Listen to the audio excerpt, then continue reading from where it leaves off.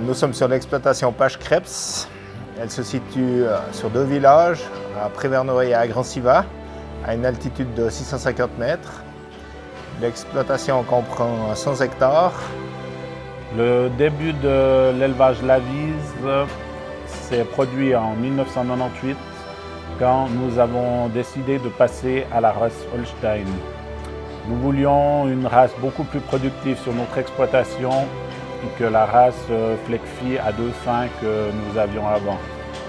J'ai aussi été fasciné par les vaches Holstein à Expo Bull durant mon jeune âge, ce qui m'a grandement motivé à me lancer dans la Holstein.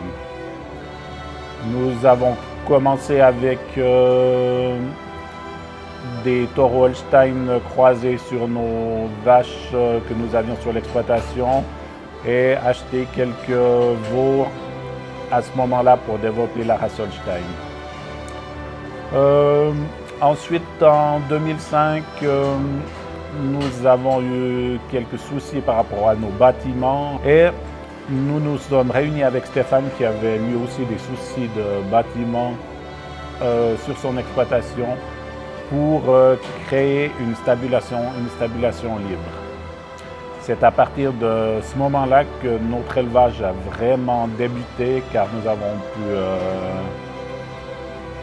développer nos souches principales, nous avons pu élever nos meilleures bêtes dans les meilleures conditions possibles et augmenter la production assez rapidement. Une de nos vaches qui a marqué notre exploitation est Lavise Goldwyn-Loutre.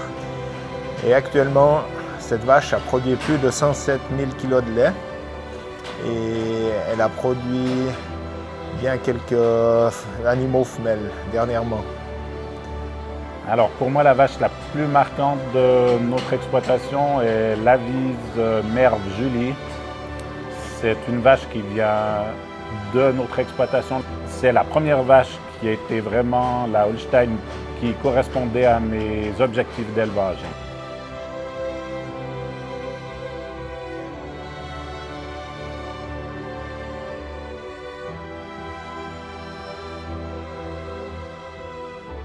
Alors, nos objectifs d'élevage sont restés les mêmes depuis une quinzaine d'années. Nous avons toujours voulu une vache excellente quand elle est multipare, une vache qui fait 9 000 kg en première lactation et 12 000 kg à partir de la 3e lactation dans les conditions de notre exploitation qui est sans ensilage et sans maïs. Le titre de maître éleveur, pour moi, c'est une très grande fierté. Surtout que depuis le départ, j'ai commencé vraiment très bas avec peu de vaches. Et puis d'en arriver là, c'est chouette, c'est très bien. Alors le titre de maître éleveur, pour moi, c'est quelque chose d'un peu spécial parce que c'est quelque chose qu'on attendait, on y pensait. J'étais content, mais je crois que je ne me rendais pas tout à fait compte de ce qu'on recevait. J'ai croisé d'autres éleveurs qui m'ont félicité, avec qui j'en ai parlé.